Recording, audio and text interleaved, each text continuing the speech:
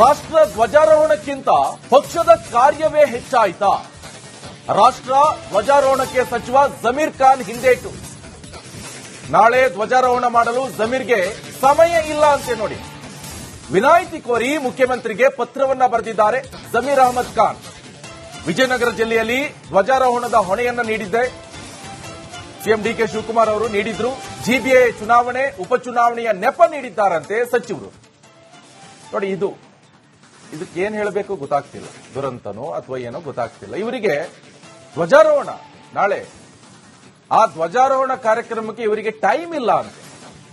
ಇಲ್ಲಿ ಪ್ರಶ್ನೆ, ರಾಷ್ಟ್ರದ ಧ್ವಜಾರೋಹಣಕ್ಕಿಂತ ಪಕ್ಷದ ಕಾರ್ಯವೇ ಹಾಗಾದ್ರೆ ಹೆಚ್ಚಾಯ್ತಾ ಅಂತ.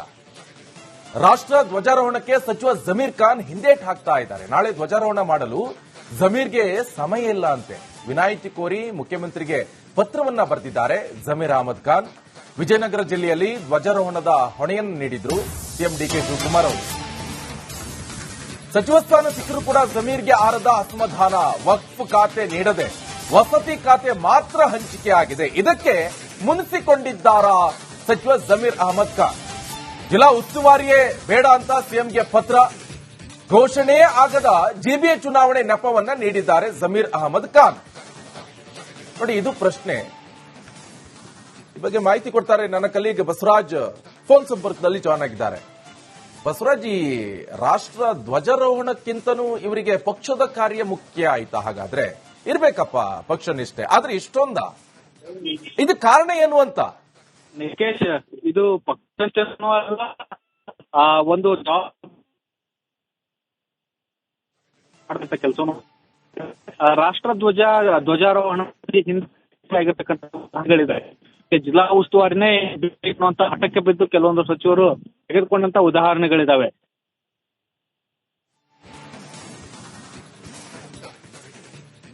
ಓಕೆ, ಸಂಪರ್ಕ ಕಟ್ಟಾಗಿದೆ. ಮತ್ತೆ ಸಂಪರ್ಕ ಮಾಡುವಂತ ಪ್ರಯತ್ನ ಮಾಡ್ತೀವಿ. ಇರಬೇಕು ಪಕ್ಷ ನಿಷ್ಠೆ, ಆದ್ರೆ ಇಷ್ಟೊಂದಾ ಎನ್ನುವಂತ ಪ್ರಶ್ನೆ. ಪಕ್ಷ ನಿಷ್ಠೆ ಇದ್ರೆ ಧ್ವಜಾರೋಹಣಕ್ಕೆ ಮಾಡೋಕ್ಕೂ ಟೈಮ್ ಇಲ್ವಾ? ಹಾಗಾದ್ರೆ ಇದ್ರ ಇನ್ಸೈಡ್ ಮಾಹಿತಿ ಬೇರೆನೇ ಇದೆ.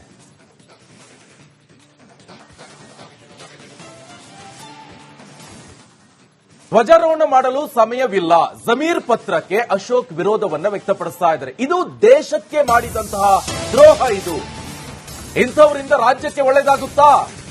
ಜಮೀರ್ ವಿರುದ್ಧ ಕ್ರಮವನ್ನು ಕೈಗೊಳ್ಳಬೇಕು. ವಿಪಕ್ಷ ನಾಯಕ ಆರ್ ಅಶೋಕ್ ಒತ್ತಾಯವನ್ನ ಮಾಡ್ತಾ ಇದ್ದಾರೆ. ಧ್ವಜಾರೋಹಣ ಮಾಡಲು ಸಮಯ ಇಲ್ಲ, ಜಮೀರ್ ಪತ್ರಕ್ಕೆ ಅಶೋಕ್ ವಿರೋಧವನ್ನ ವ್ಯಕ್ತಪಡಿಸ್ತಾ ಇದ್ದಾರೆ. ಇದು ದೇಶಕ್ಕೆ ಮಾಡಿದಂತಹ ದ್ರೋಹ.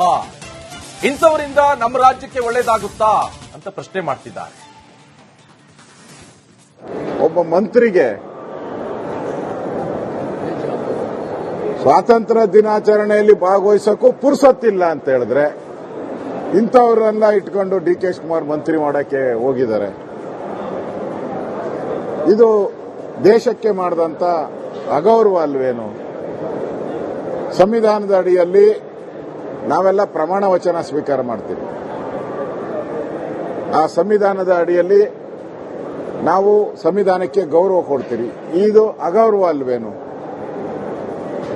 ಇಂಥ ಸಚಿವರನ್ನ ನೀವು ಡಿ ಕೆ ಶಿವಕುಮಾರ್ ಅವರು ಇಂಥ ಸಚಿವರನ್ನ ಇಟ್ಕೊಂಡು ರಾಜ್ಯಭಾರ ಮಾಡಕ್ ಹೋದ್ರೆ ಇದರಿಂದ ರಾಜ್ಯಕ್ಕೆ ಏನು ಒಳಿತ ಆಗ್ತೈತ? ಆದ್ರಿಂದ ಕೂಡಲೇ ಈ ತರ ಸಚಿವರ ಮೇಲೆ ಕ್ರಮಗಳಾಗಬೇಕು. ಇಲ್ಲ ಅಂತ ಹೇಳಿದ್ರೆ ಮುಂದೆ ಇನ್ನ ಬೇರೆ ಸಚಿವರನ್ನು ಕೂಡ ನಾವು ಹೋಗಲ್ಲ ಧ್ವಜಾರೋಹಣಕ್ಕೆ ಅಂತ ಹೇಳೋ ಪರಿಸ್ಥಿತಿ ಈ ಸರ್ಕಾರದಲ್ಲಿ ಬರ್ತತೆ. ಈಗಾಗಲೇ ಇಲ್ಲೇ ವಿಧಾನಸೌಧದಲ್ಲೇ ಪಾಕಿಸ್ತಾನ ಜಿಂದಾಬಾದ್ ಅನ್ನೋರು ಇನ್ನೂ ಏನೋ ಅವ್ರ ಮೇಲೆ ಕ್ರಮನೇ ಆಗಿಲ್ಲ, ಅವ್ರನ್ನ ಅರೆಸ್ಟ್ ಮಾಡಿಲ್ಲ, ಜೈಲ್ಗೂ ಕಳಿಸಿಲ್ಲ. ಈ ಸರ್ಕಾರ ಯಾರ ಪರವಾಗಿದೆ ಅನ್ನೋದನ್ನ ರಾಜ್ಯದ ಜನ ಮುಂದಿನ ತೀರ್ಮಾನ ಮಾಡ್ತಾರೆ. ಸ್ವಾತಂತ್ರ್ಯ ದಿನಕ್ಕೂ ಹೋಗಲಾರದಂತ ಪರಿಸ್ಥಿತಿ ನಿರ್ಮಾಣ ಆದರೆ ಈ ಸರ್ಕಾರಕ್ಕೆ ಇನ್ನ ಜನ ಯಾವ ರೀತಿ ಬುದ್ಧಿ ಕಲಿಸಬೇಕೋ ಆ ಬುದ್ಧಿಯನ್ನ ಕಲಿಸ್ತಾರೆ. ಒಬ್ಬ